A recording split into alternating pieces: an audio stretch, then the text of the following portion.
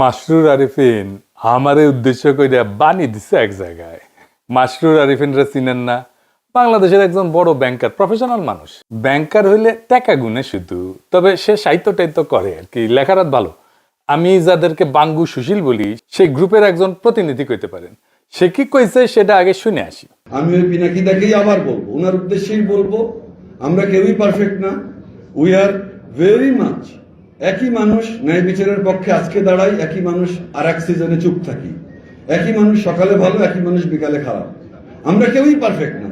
কোনো প্রথম আলো, কোনো মাসরুর আরিফিন, কোনো ডেইলি স্টার কেউই পারফেক্ট না। বাট তার জবাব এইটা হতে পারে না, আমাদের কোনো ইমপারফেকশন থাকলেও সেটা ডিরেক্টলি আলোচনার মাধ্যমে মোকাবিলা করা উচিত। এটা কোন ধরনের দেশ যে এখানে জ্বালিয়ে পুড়িয়ে দিয়ে তার মোকাবিলা হবে?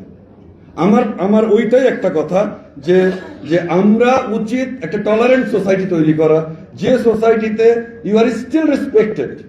আমি উনাকে বলছি, উনি দাবি করেছেন, উনি করেননি, বাট আমি উনাকেই বলছি, we want a tolerant society যেখানে we are all respected and we are tolerated even when I strongly disagree with you and even when I actually don't like you.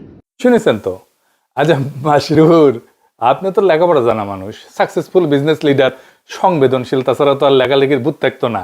তো আপনি তো ভাই রাষ্ট্র সমাজের সংকটটাই বুঝেন না।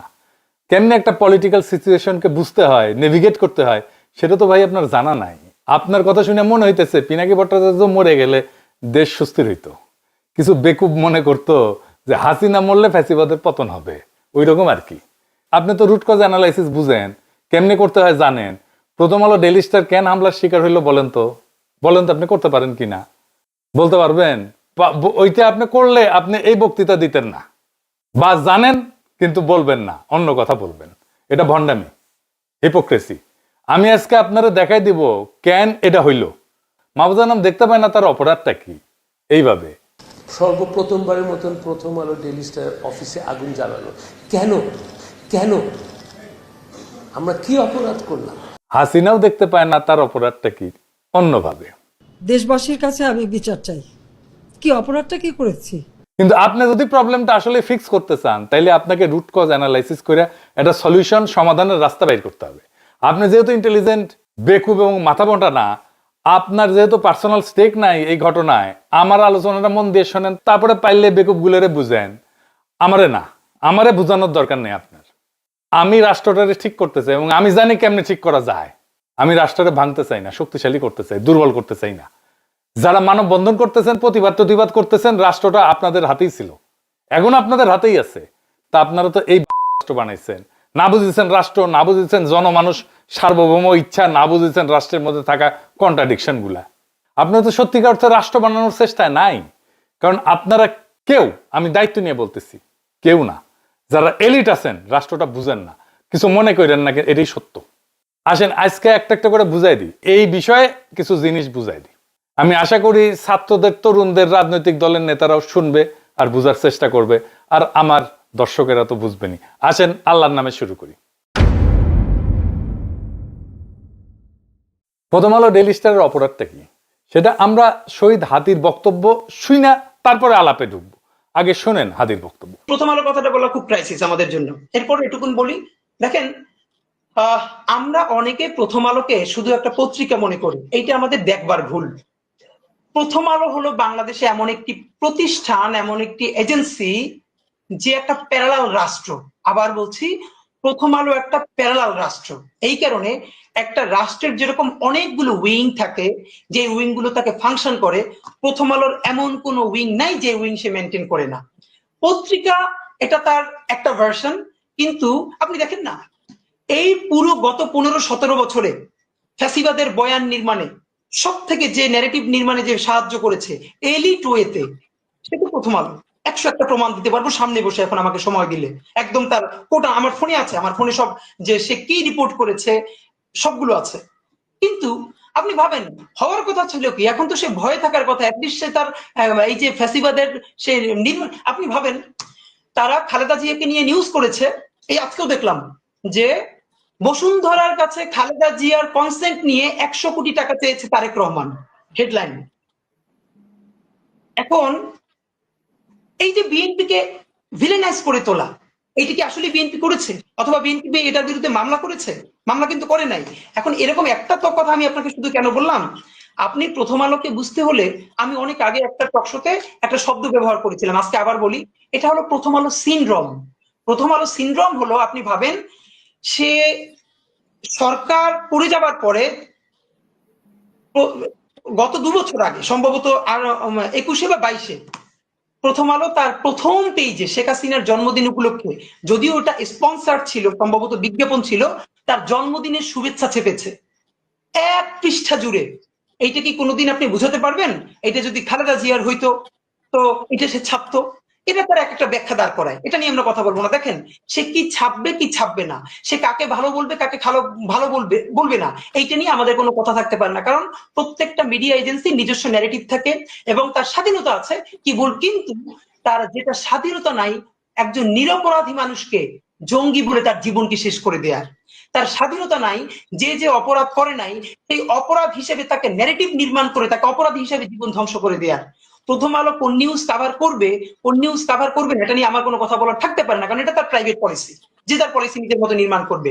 কিন্তু আমার কথা হলো, যে জঙ্গিবাদে সংশ্লিষ্ট ছিল না, আপনি তাকে জঙ্গি বলে বলে বলে বলে বলে বলে একটা ঘটনা আজকে বলি, এখানে আমি শেষ করি শুধু একটা। আমাকে গতকালকে শাপলা চত্বরে শহীদ হয়েছেন বুয়েটের শিক্ষার্থী রিহান, তাকে নিয়ে পরশু বুয়েটের সিএসসি ডিপার্টমেন্টে শোক সভা এবং দোয়া মাহফিল হয়েছে, সেখানে আমি ছিলাম। তার বোন এখন নর্থ সাউথের টিচার। আমাকে তার বোন গতকাল রাতে 2টো লিঙ্ক পাঠিয়েছেন প্রথম আলো। সেটা হলো 2013-তে শাপলা চত্বরে যে শহীদ রেহান মারা গেলেন, মানে শহীদ হলেন, তাকে হত্যা করা হলো, সেই সময় প্রথম আলো কি নিউজ করেছে সেই লিঙ্কটা। আর গতকালকে তার মা এবং তার বোন ইন্টারন্যাশনাল যে নতুন ট্রাইব্যুনাল গঠিত হয়েছে এই করার জন্য, সেখানে তারা নালিশ নিয়ে গেছে এইটার বিচারের জন্য, সেইটাও তারা নিউজ করেছে।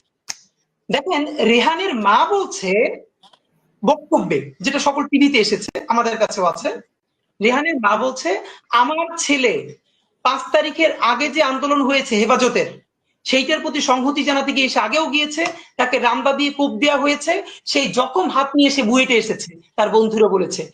5 তারিখ এই জনতার আন্দোলনে অংশগ্রহণ করতে গিয়ে তারপরে সে আবার হত্যাকাণ্ডের শিকার হয়েছে। একবারও সে বলে নাই যে আমার ছেলে এই আন্দোলন দেখতে গিয়েছিল, সে অ্যাডভেঞ্চারাস ছিল, সে মারামারি দেখতে গিয়েছিল, তারপরে মারা গিয়েছিল। সে বলেছে আমার ছেলে এই আন্দোলনের প্রথম থেকে ছিল, তারপরে সে আবার আন্দোলনে গেছে এবং সে শহীদ হয়েছে। 2013 তারিখের 6 মে প্রথম আলো নিউজ করেছে, যেহেতু এটা বুয়েটের ব্যাপার, এটা যদি লেখে বুয়েটের কেউ আন্দোলনে শরিক হয় তাহলে খুবই এলিটপনা নষ্ট হয়ে যায়, সুশীলপনা শাহবাগীপনা। প্রথম আলো নিউজ করেছে, তার মা নাকি বলেছে যে আমার ছেলে খুবই অ্যাডভেঞ্চার প্রিয়, তাই সে সেখানে দেখতে গেছে যে ওখানে মারামারিটা কি হচ্ছে, এরপরে সে গুলি লেগে নিহত হয়েছে। অথচ রেহানের মা সেদিনও বলেছে আমার ছেলে অ্যাডভেঞ্চার প্রিয়, কিন্তু আমার ছেলে সেটা দেখতে চায় না, আমার ছেলে সে আন্দোলনে গেছে এবং সে শহীদ হয়েছে। আপনি ভাবেন, তাহলে সেই নেগেটিভ তার মায়ের বক্তব্য যে সে মিথ্যা রিপোর্ট করেছে, সে কি সরি বলেছে, সে কি ক্ষমা চেয়েছে?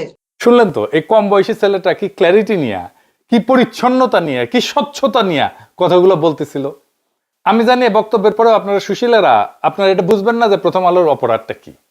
আরো খুলে বলি, ভালো হয়েছে সবাই আমার পাঠক দর্শকেরা ছাত্ররা এইটা খুঁটিনাটি বুঝতে পারবে, তাতে এই এলিটদের ভণ্ডামিটাও পাশাপাশি বুঝে যাবে। একটা কার্যকর রাষ্ট্র, একটা সমাজ গড়তে প্রথমে কোন জিনিসটা লাগবে বলেন তো? একটা জিনিস লাগবেই, ওইটা ছাড়া আপনি সমাজ বা রাষ্ট্র গড়তে পারবেন না, গড়লেও টিকাইতে পারবেন না, পারবেনই না। আপনি যত মানব বন্ধন করেন, যত দমন পীড়ন করেন, যত সুশীল কথা বলেন, যত দার্শনিক কথা বলেন, যত লেখাপড়া করেন, যত সমৃদ্ধি আনেন, আপনি রাষ্ট্র করতে পারবেন না। সেটা কি কি না থাকলে রাষ্ট্র করা যাবে না, সেটা হইতেছে ইনসাফ। ইনসাফ, ন্যায়ের ধারণা। সমাজ বা রাষ্ট্র যদি ইনসাফ কায়েম করতে না পারে, সে সমাজ টিকে না, সে রাষ্ট্র টিকে না। তাহলে ইনসাফ কায়েম হয় কিভাবে সমাজে বা রাষ্ট্রে? প্রথমত হইতেছে যে সমস্ত ইনস্টিটিউশন আছে, যেমন আদালত, আইন, রাষ্ট্র, সংসদ। এখন বলেন আপনি এই আদালতে, বাংলাদেশের আদালতে আপনি জাস্টিস পান, ন্যায় বিচার পান? পাইলে তো খালেদা জিয়াকে জেলে যেতে হয় না, তাই না? এই আদালত, আইন, রাষ্ট্রের ইনস্টিটিউট পৃথিবীর কোন দেশেই ইনসাফ কায়েম করতে পারে না। কেন পারে না জানেন? অনেকগুলো কারণ আছে, তার মধ্যে একটা বড় কারণ হইতেছে মানুষের সেন্স অফ জাস্টিস বা মানুষের ন্যায়ের ধারণা, ইনসাফের ধারণা, এটা বলে একটা জিনিস থাকে। এই যে পিপলের জাজমেন্ট আর লিগাল জাজমেন্ট, এই সিস্টেম, এই দুইটা অনেক সময় দুই প্রান্তে থাকে। আমি একটা উদাহরণ দিয়ে বুঝাই। আমাদের যৌবনকালে একটা বিটিভিতে খুব জনপ্রিয় সিরিয়াল ছিল, কোথাও কেউ নেই। হুমায়ুন আহমেদের লেখা, আসাদুজ্জামান নূর আর শোভানা মোস্তফা অভিনয় করেছিল। আসাদুজ্জামান নূর একজন মাস্তান, পাড়ার মাস্তান, সংবেদনশীল মাস্তান, 70 দশকে যেমন থাকতো আর কি। তার একটা মিথ্যা খুনের মামলায় ফাঁসায় দেওয়া হয়। একটা অংশ দেখেন। যদিও দুই অভিনেতা অভিনেত্রী আওয়ামী ফ্যাসিবাদের পান্ডা, কালচারাল ফ্যাসিস্ট, তাও দেখেন। এসব ছেড়ে দিতে পারেন না? অনেক তো করলেন।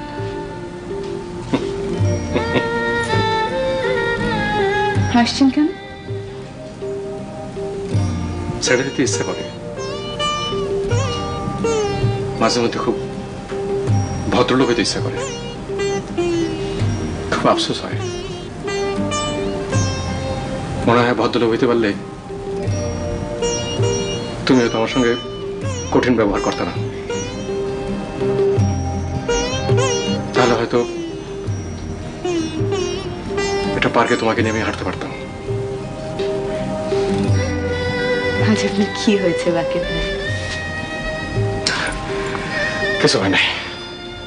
আচ্ছা আমি যাই। তো আসাদুজ্জামান নূরের ক্যারেক্টারের নাম ছিল বাকের ভাই। এই বাকের ভাইয়ের ফাঁসি দেয় আদালত। টিভি নাটক, বাস্তবের ঘটনা না কিন্তু। কিন্তু নজিরবিহীন ভাবে মানুষ রাস্তায় নেমে আসে, ভাঙচুর শুরু হয়, পুলিশ মোতায়েন করতে হয়। হুমায়ুন আহমেদকে হুমকি দেওয়া হয় যেন বাকের ভাইকে ফাঁসি দেওয়া না হয়, পর্দায়, টিভিতে। আচ্ছা, এইবার মাসরুর আরেফিন, আপনি বলেন তো, পর্দার একজন ফিকশনাল ক্যারেক্টার, এইটার জন্য এইভাবে মানুষ রাস্তায় নেমে আসছিল কেন? বলতে পারবেন? আমি জানি বলতে পারবেন না। বলবেন আবেগ টাবেগ ইত্যাদি মেলা কিছু, নস্টালজিয়া। এইখানে মানুষের সেন্স অফ জাস্টিস আক্রান্ত হয়েছিল, ন্যায়ের ধারণা, ইনসাফের ধারণা আক্রান্ত হয়েছিল। মানুষ মনে করছিল আরে এটা তো বেইনসাফি, তাই টেলিভিশনে হইলেও সেটা ঠেকাইতে গেছিল। আবেগে না, নস্টালজিয়ায় না, এটা একটা কালেকটিভ মরাল শক ছিল তার জন্য। আপনি দেখবেন যে গাড়িতে, মানে পাবলিক ট্রান্সপোর্টে, ও এসি গাড়িতে না, এই সাধারণ গাড়িতে, রিক্সায় পিছনে অশুদ্ধ বাংলায় লেখা থাকে, মানুষের বিবেকের আদালতই মানুষের সর্বোচ্চ আদালত। ওরা গভীর দার্শনিক আলাপকে খুব সহজভাবে এইভাবে লিখে, বুঝতে পারছেন? তো কেন আপনার ইনস্টিটিউশনাল আদালত, আইন, এই যে পিপলের জাস্টিস বা ন্যায়ের ধারণাকে রিফ্লেক্ট করতে পারে না, এটাকে ধারণ করতে পারে না? জানেন এটা কেন পারে না? এই জন্যই গান লিখতে হয়, বিচারপতি তোমার বিচার করবে যারা আজ জেগেছে সেই জন্য। গান গাওয়ার জন্য তো দিওয়ানা হয়ে যান আপনারা, কিন্তু গান কোন দার্শনিক জমিনে জন্ম নিয়েছে সেটার হদিশ কখনো রাখেন না। এটাই আফসোস। আসেন আমরা বুঝি যে কেন এই যে লিগ্যাল সিস্টেম, এইটা রিফ্লেক্ট করতে পারে না জনমানুষের ন্যায়ের ধারণাকে। প্রথম কারণ হইতেছে আইন তো পুরনো হয়ে যায়, তাই না? ধরেন শ্রম আইন 2006 সালে, বাংলাদেশের শ্রম আইন যেটা 2006, এটা প্রণীত হয় 2006 সালে। তারপরে 2013-তে একবার সংশোধন হয়, 2018-তে একবার সংশোধন হয়, 2023-এ একবার সংশোধন হয়। কারণ মানুষের সেন্স অফ জাস্টিস পরিবর্তিত হয়, মানুষের ন্যায়ের ধারণা পরিবর্তিত হয়। একটা বাস্তব উদাহরণ দিই। বাংলাদেশ স্বাধীন হওয়ার পরে 20 বছর পর্যন্ত তো আমাদের কারো কোনো সমস্যা হয় নাই এটা মাইনে নিতে যে নির্বাচিত সরকারি সংসদ নির্বাচন অনুষ্ঠিত করবে, সিটিং গভর্নমেন্ট। কিন্তু এখন আমরা কেউই মনে করি না যে নির্বাচিত সরকার, সিটিং গভর্নমেন্ট, এটা অবাধ নিরপেক্ষ নির্বাচন অনুষ্ঠিত করতে পারে। সেই জন্য আসলে তত্ত্বাবধায়ক সরকারের আইন, বুঝলেন তো? আমাদের ইনসাফের ধারণা, ন্যায়ের ধারণা পরিবর্তিত হয়ে গেছে। তাই আমাদের আইনি ব্যবস্থাকে মানুষের মধ্যে থাকা যে ইনসাফের ধারণা, এইটার কাছাকাছি নিয়ে আসতে হয় সবসময়। মানুষের ইনসাফের ধারণা পাল্টায়, বদলায়, আমাদের আইনি কাঠামোকে তার কাছাকাছি নিয়ে আসতে হয় ক্রমাগত। কিভাবে রাষ্ট্র এই কাজটা করে জটিল মনে হইতেছে না? জটিল মনে হবে না, সব চালায় বুঝে যাবেন। সব রাষ্ট্র না, কিছু রাষ্ট্র এই কাজটা করে, আইনি কাঠামোকে মানুষের ন্যায়ের ধারণার কাছাকাছি নিয়ে আসে। কিভাবে? 3 ভাবে করে। প্রথম ভাবে হচ্ছে সংসদে আইন বানায়। সংসদের একমাত্র কাজ হচ্ছে আইন বানানো, যেন মানুষের মধ্যে থাকা ইনসাফের ধারণা এই নতুন আইনের মধ্যে থাকে। আইন বানানো ছাড়া সংসদের আর কোনো কাজ নাই। এই জন্যই আমরা ভোটে নির্বাচিত সংসদ সদস্যকে দিয়ে আইন বানাই, আইনের পিএইচডিকে দিয়ে আইন বানাই না। বোঝা গেল? মানে সংসদ এটা খুবই গুরুত্বপূর্ণ প্রতিষ্ঠান সমাজে ইনসাফ কায়েম রাখার জন্য। কিন্তু এই নির্বাচনে দেখেন কি বলতেছে সবাই। বিএনপি বলতেছে এই দেব, ওই দেব, সেই দেব, ফ্যামিলি কার্ড দেবো, রাস্তা বানাই দেবো, কালভার্ট বানাবো, চাকরি দেবো। কিন্তু মূল যে কাজ, সমাজে ইনসাফ কায়েম করবো, এটা ধারে কাজ দেওয়া যায় না কেউ। এই যে আমরা ভোট দিতে পারি নাই হাসিনার আমলে, সেই জন্য আমাদের সমাজের ভেতরে যে ইনসাফের ধারণা, সেইটার কোনো ইনস্টিটিউটের ভেতরে আর হাজির নাই। সেই জন্য ভোটে দিতে কারচুপি বন্ধ করা, এটা শুধু অবাধ নির্বাচনের জন্য দরকার না, সমাজে ইনসাফের ধারণা যেন কলুষিত না হয়, সেজন্য দরকারি কারচুপি যেন বন্ধ হয়, নির্বাচনে ফেয়ার যেন হয় ইলেকশনটা। এখন ধরেন আইন বানাইতে তো টাইম লাগে, তো এই টাইমের মধ্যে আমি কিভাবে চেষ্টা করব যে সমাজের ইনসাফের ধারণাকে আইন এবং বিচারের মধ্যে প্রতিফলিত করতে। এইখানে আসে দ্বিতীয় পদ্ধতি, আদালতের জুরি সিস্টেম। সেটা আবার কি? আদালতের জুরি সিস্টেম মানে হইলো বিচারের সময় শুধু একজন জাজ বিচার করবে না বা একটা প্যানেল অফ জাজ বিচার করবে না, সাধারণ মানুষের মধ্যে থেকে, জনতার মধ্যে থেকে বাছাই করা কয়েকজন নাগরিকও এই মামলার প্রমাণ শুনে সিদ্ধান্তে অংশ নেবে। এতে আদালতের রায় কেবল বইয়ের লিখিত আইন পুরানো নিয়ম অনুযায়ী হবে না, বর্তমান সমাজের ন্যায়বোধ, মানুষ কাকে ন্যায্য মনে করে সেটার প্রতিফলন ঘটবে। সেজন্যই জুরি। জুরি আসলে আদালতের ভেতরে জনগণের কণ্ঠ। বাংলাদেশে এই ব্যবস্থা নাই, কারণ এইখানে বিচার ঐতিহাসিকভাবে আমলাতান্ত্রিক ঔপনিবেশিক কাঠামোর উপরে দাঁড়ানো। এইখানে জজ বিশেষজ্ঞ সেই সব জানে, জনগণ জানে না। এর ফলে অনেক সময় আদালতের রায় আইনসম্মত হয় হইলেও মানুষ নৈতিকভাবে তার ন্যায্য মনে করে না। তখন জনগণের সেন্স অফ জাস্টিস আদালতের ভেতরে জায়গা না পেয়ে বাইরের রাস্তায়, আন্দোলনে, ক্ষোভে, সহিংসতায় বেড়ায় আসে। আদালতে জুরি না থাকায় মানুষের যে বিচারবোধ, ন্যায়বোধ, সেটা আদালতের দরজার বাইরে পড়ে থাকে। আর সেই দরজার বাইরে জমে থাকা ক্ষোভই সমাজে অস্থিরতা তৈরি করে। জুরি মানে জনগণকে বিচার ব্যবস্থার ভেতরে ঢুকতে দেওয়া, আর সেটা মানে রাষ্ট্রের উপরে জনগণের একটা নৈতিক নিয়ন্ত্রণ প্রতিষ্ঠা করা। তো এটা তো নাই বাংলাদেশে জুরি সিস্টেম। তাইলে হাসিনা আমলে কোন জিনিসটা এই দায়িত্বটা পালন করতে পারত, যে ইনসাফের ধারণা আমাদের ইনস্টিটিউশনের মধ্যে নিয়ে আসা, আমাদের জাস্টিস সিস্টেমের মধ্যে নিয়ে আসা? কোনটা? সেটা হইতেছে মিডিয়া। হাসিনা ওইগুলোকে সিস্টেমেটিক্যালি বন্ধ করে দিচ্ছে, আমার দেশ বন্ধ করে দিচ্ছে, দিগন্ত টিভি বন্ধ করে দিচ্ছে। মিডিয়া জনগণের যে সেন্স অফ জাস্টিস, ইনসাফের ধারণা, এটা তুলে ধরতে পারে। কারণ দার্শনিকভাবে মিডিয়াই সেই জনপরিসর যেখানে আইন না, নৈতিক বৈধতা গঠিত হয়, সত্য তৈরি হয়, ন্যারেটিভ তৈরি হয়। আর মিডিয়া যদি এই দায়িত্ব ছেড়ে দিয়ে কেবল ক্ষমতার ভাষা অনুবাদ করে, তাইলে জনগণের সেন্স অফ জাস্টিস বা ইনসাফের ধারণা আদালতে বা সংসদে না, রাস্তায়, ক্ষোভে, সহিংসতায় প্রকাশ পায়। ইতিহাসে বারবার দেখা গেছে মিডিয়া নীরব হলে ন্যায় বিচার শব্দ হারায়, আর শব্দ হারাইলে মানুষ তখন শরীর দিয়ে কথা বলতে চায়। ফরাসি দার্শনিক এতিয়ান বালিভার উনি বলছেন যে counter violence born from exclusion. আপনি যখন আমার কণ্ঠস্বরকে থামাই দিবেন, বন্ধ করে দিবেন, তখন এটা ভায়োলেন্স হিসাবে বাড়ায় আসে, সহিংসতা হিসাবে বাড়ায় আসে। ওই যে হাদি বলছে না শহীদের মায়ের কথা, এটা শুধু চাপাই দেয় নাই প্রথম আলো, সে তার বক্তব্যকে বিকৃত করছে। আবার দেখেন ওই অংশটা, রিতা সাহেব। আমাকে গতকালকে শাপলা চত্বরে শহীদ হয়েছেন বুয়েটের শিক্ষার্থী রিহান, তাকে নিয়ে পরশু বুয়েটের সিএসসি ডিপার্টমেন্টে শোক সভা এবং দোয়া মাহফিল হয়েছে, সেখানে আমি ছিলাম। তার বোন এখন নর্থ সাউথের টিচার। আমাকে তার বোন গতকাল রাতে দুটো লিঙ্ক পাঠিয়েছেন প্রথম আলো। সেটা হলো 2013-তে শাপলা চত্বরে যে শহীদ রেহান মারা গেলেন, মানে শহীদ হলেন, তাকে হত্যা করা হলো, সেই সময় প্রথম আলো কি নিউজ করেছে সেই লিঙ্কটা। আর গতকালকে তার মা এবং তার বোন ইন্টারন্যাশনাল যে নতুন ট্রাইব্যুনাল গঠিত হয়েছে এই করার জন্য, সেখানে তারা নালিশ নিয়ে গেছে এইটার বিচারের জন্য, সেইটাও তারা নিউজ করেছে। দেখেন রেহানের মা বলছে বক্তব্যে, যেটা সকল টিভিতে এসেছে, আমাদের কাছেও আছে, রেহানের মা বলছে আমার ছেলে 5 তারিখের আগে যে আন্দোলন হয়েছে হেফাজতের, সেইটার প্রতি সংহতি জানাতে গিয়ে সে আগেও গিয়েছে, তাকে রামদা দিয়ে কোপ দেওয়া হয়েছে, সেই জখম হাত নিয়ে সে বুয়েটে এসেছে। তার বন্ধুরা বলেছে 5 তারিখ এই জনতার আন্দোলনে অংশগ্রহণ করতে গিয়ে তারপরে সে আবার হত্যাকাণ্ডের শিকার হয়েছে। একবারও সে বলে নাই যে আমার ছেলে এই আন্দোলন দেখতে গিয়েছিল, সে অ্যাডভেঞ্চারাস ছিল, সে মারামারি দেখতে গিয়েছিল, তারপরে মারা গিয়েছিল। সে বলেছে আমার ছেলে এই আন্দোলনের প্রথম থেকে ছিল, তারপরে সে আবার আন্দোলনে গেছে এবং সে শহীদ হয়েছে। 2013 তারিখের 6 মে প্রথম আলো নিউজ করেছে, যেহেতু এটা বুয়েটের ব্যাপার, এটা যদি লেখে বুয়েটের কেউ আন্দোলনে শরিক হয় তাহলে খুবই এলিটপনা নষ্ট হয়ে যায়, সুশীলপনা, শাহবাগীপনা। প্রথম আলো নিউজ করেছে তার মা নাকি বলেছে যে আমার ছেলে খুবই অ্যাডভেঞ্চার প্রিয়, তাই সে সেখানে দেখতে গেছে যে ওখানে মারামারিটা কি হচ্ছে, এরপরে সে গুলি লেগে নিহত হয়েছে। অথচ রেহানের মা সেদিনও বলেছে আমার ছেলে অ্যাডভেঞ্চার প্রিয়, কিন্তু আমার ছেলে সেটা দেখতে চায় না, আমার ছেলে সে আন্দোলনে গেছে এবং সে শহীদ হয়েছে। আপনি ভাবেন তাহলে সেই নেগেটিভ তার মায়ের বক্তব্য যে সে মিথ্যা রিপোর্ট করেছে, সে কি সরি বলেছে, সে কি ক্ষমা চেয়েছে? শুধু কি তাই, আমরা হাদির কাছ থেকে শুনি যারা হাসিনার ফ্যাসিবাদের বৈধতা তৈরি করছিল তাদের প্রথম আলো কিভাবে রক্ষা করতে আসছিল। দেখেন, ইসলামী ব্যাংক দখলের ন্যারেটিভ কে নির্মাণ করেছে জঙ্গি ব্যাংকিং বলে, যে জঙ্গি অর্থায়ন হয় ইসলামী ব্যাংক থেকে, তা আওয়ামী লীগ তো তারপর গত আরো 10 বছর ক্ষমতায় ছিল, তারপরও তো এর মধ্যে ইসলামী ব্যাংক কয় জায়গায় জঙ্গি অর্থায়ন করছে তার তো প্রমাণ নিশ্চয়ই তার কাছে থাকার কথা। যেহেতু নাই, তাইলে আপনি আবুল বারাকাতের কোনো বিচার করছেন যে সে এই যে যুগলবন্দি কলাম লেখা লেখা ইসলামী ব্যাংকে ধ্বংস করতে দিল? কই, বরং কি হইল, আবুল বারাকাতের আমলে কি সুশীল, অথচ তার সময় কত টাকা জনতা ব্যাংক থেকে বেহাত হয়েছে আওয়ামী লীগের কাছে। আপনি যখন ঘৃণা ভরে তার বিরুদ্ধে মামলা করবেন কেন? যদি হাসিনা প্রধানমন্ত্রী থাকার কারণে হাসিনার র্যাবের প্রধান গুলি করে মানুষ মারলে তার যদি দায়ভার হাসিনার উপর যায়, তাহলে জনতা ব্যাংকের চেয়ারম্যান থাকার পর জনতা ব্যাংক থেকে যে হাজার হাজার কোটি টাকা পাচার হয়েছে তার দায় আবুল বারাকাতের উপরে যাবে না? না, সেটা আবার যাবে না। এই হলো বঙ্গবুদ্ধিজীবিতা। বরং তারে যখন সেইটার জন্য অ্যারেস্ট করা হবে তখন প্রথম আলোতে যুগলবন্দি কলম আসবে, আমরা একজন শিক্ষকের এইরকম অবমাননা দেখতে চাই না। অথচ এই শিক্ষক অর্থ পাচারকারী শুধু না, ব্যাংক লুটেরাদের ন্যারেটিভ নির্মাণ করছে। এরকম তো 50 জনের নাম বলতে পারবো, তাদের ব্যাপারে আমাদের ডকুমেন্টেশন কই?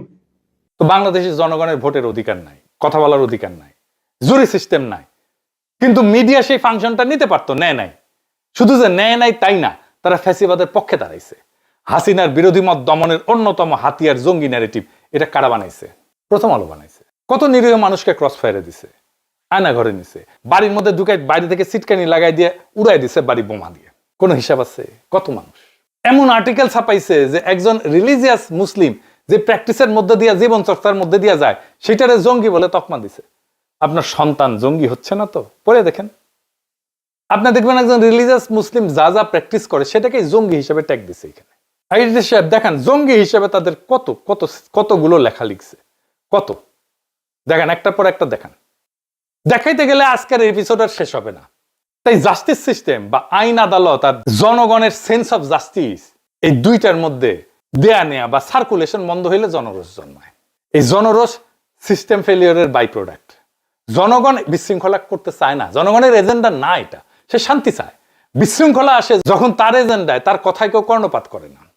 বিপ্লবের পরে প্রথম আলোতে গিয়া ছাত্র উপদেষ্টারা বই প্রকাশ করলো, প্রোগ্রাম করলো, জনগণ বিস্ময়ের সাথে লক্ষ্য করলো যাদের এই ফ্যাসিবাদ কায়েমের জন্য জেলে নেওয়া দরকার ছিল, জবাবদিহিতার মধ্যে আনার দরকার ছিল, তারাই ম্যানেজ করে ফেললো বিপ্লবের মধ্যে থেকে তৈরি হওয়া ক্ষমতাকে। কি তামাশা! 1971-এর ক্ষত যেমন মেরামত করতে হবে, ঠিক একইভাবে হাসিনার দীর্ঘ শাসন আর 24-এর ক্ষত নিরাময় করতে হবে। এইটা যে ক্ষত, সেটাই তো স্বীকার করে না। প্রথম আলো ডেইলি স্টার জিন্দেগিতে ক্ষমা চাইছে যে আমরা 111 করছি, বিদেশি 2 রাষ্ট্রের সাথে গুটু কইরা। এটা তো রাষ্ট্রদ্রোহ।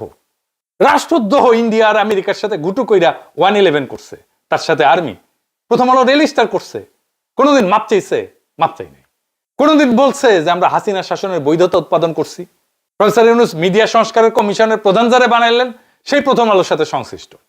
আপনারা মাইরা পিটায় ঠান্ডা করে দিতে পারবেন হয়তো, সাময়িক। এই ক্ষোভ ছাইচাপা আগুনের মতো থাকবে। এখন আমরা কইতে পারেন সলিউশন কি? আমি সলিউশন কয়ে দেব না, প্রচুর সলিউশন কইছি, কেউ কানে নেয় না কথা। আমার সলিউশন আপনি নিবেনও না। নিজেকে আগে প্রশ্ন করেন, প্রশ্ন করে দেখেন আপনি আসলে এই অবস্থার অবসান চান কিনা। অবসান চাইলে আগের কোনো সিস্টেম এটা সলভ করতে পারবেন না। আপনারা অনেক কিছু করতে পারবেন, কিন্তু এটা ভুলেন না আন্তর্জাতিক মিডিয়া আপনাদের প্রো ইন্ডিয়া বলে। এইটা সাহেব দেখা দেন কোথায় প্রো ইন্ডিয়া লিখেছে। আমি এটা বুঝি না কেন প্রথম আলো ডেইলি স্টারের মালিক পক্ষ মাহফুজা নাম আর মতিউর রহমানের কর্তৃত্বের উপরে, তাদের উইজডমের উপরে ভরসা করতেছে। এই জন্যই পাবলিক ওয়াচ লাগে। এটা যদি শেয়ার মার্কেটে শেয়ার টেয়ার থাকলো না, শেয়ার হোল্ডাররা ক্যাক করে ধরলো না। কেন তারা একটা কনস্ট্রাকটিভ এনগেজমেন্টের দিকে যাচ্ছে না? তারা মনে করতেছে বিএনপিকে তো ম্যানেজ করেই ফেলেছি, সব ঠিক করে ফেলবো। জি না, দুনিয়া বদলায় গেছে, ক্ষমতার এখন প্রচুর কেন্দ্র। বিএনপি বাংলাদেশের ন্যারেটিভ নিয়ন্ত্রণ করে না। এটা যতদিন আপনারা ঝুলাই রাখবেন ততদিন আপনাদের সমস্যার সমাধান জটিল থেকে জটিলতর হবে। বাংলাদেশের সমস্যা বিশৃঙ্খলা না, বাংলাদেশের সমস্যা জনতা না, বাংলাদেশের সমস্যা অপরাজনীতিও না। বাংলাদেশের সমস্যা হলো রাষ্ট্র এবং জনগণের ন্যায়বোধের মধ্যে সার্কুলেশন বন্ধ হয়ে যাওয়া। যে রাষ্ট্র জনগণের ইনসাফের ধারণাকে আইনে ঢুকতে দেয় না, আদালতে শুনতে দেয় না, ভোটে আপডেট হইতে দেয় না, আর মিডিয়ায় উচ্চারিত হইতে দেয় না, সেই রাষ্ট্র একদিন আবিষ্কার করে মানুষ আইন দিয়া কথা বলে না, মানুষ তখন শরীর দিয়া কথা বলে। এই জন্যেই রাস্তায় আগুন লাগে, এই জন্যেই জনরোষ জন্মায়, এই জন্যেই সুশীল ভদ্র বিশ্লেষণ, পুতু পুতু কথা, এগুলো কোনোটাই কাজে লাগে না। কারণ জনগণের জন্য তো জনরোষ কোনো এজেন্ডা না, এটা সিস্টেম ফেলিওরের বাই প্রোডাক্ট। আপনারা যারা মনে করেন কিছু মানুষকে চুপ করাইলে, কিছু মানুষকে মেরে ফেললে হাদির মতো, কিছু নেতা সরাই দিলে, কিছু ক্ষমতার সাথে সিস্টেম করে ঘুটু করে আসলে রাষ্ট্র সুস্থ হবে, সুস্থির হবে, আপনারা ভুল জায়গায় চিকিৎসা করতেছেন। রোগটা তো ব্যক্তির না, রোগটা মতেরও না, রোগটা দলেরও না, রোগটা হলো রাষ্ট্র জনগণের বিচারবোধকে, ন্যায়বোধকে রাষ্ট্রের ভিতরে ঢুকতে দেয় না। আর যে রাষ্ট্রে ইনসাফ কায়েম করতে পারে না, সে রাষ্ট্র যত উন্নয়ন করুক, যত সমৃদ্ধি করুক, যত মানব বন্ধন করুক, যত সুশীলতা দেখাক, সেটা টিকবে না। যত শক্তি দেখাক, টিকবে না। এটা হুমকি না, এটা ভবিষ্যৎবাণীও না, এটা ইতিহাসের নিয়ম। এখন প্রশ্ন একটাই, আপনারা কি সত্যি এই অবস্থার অবসান চান, নাকি শুধু আগুন নিবায় দমন পীড়ন কইরা, কিছু গ্রেপ্তার টেপ্তার কইরা, ভয় টয় দেখায়া আগুনের আসল কারণটা আগলায় রাখতে চান?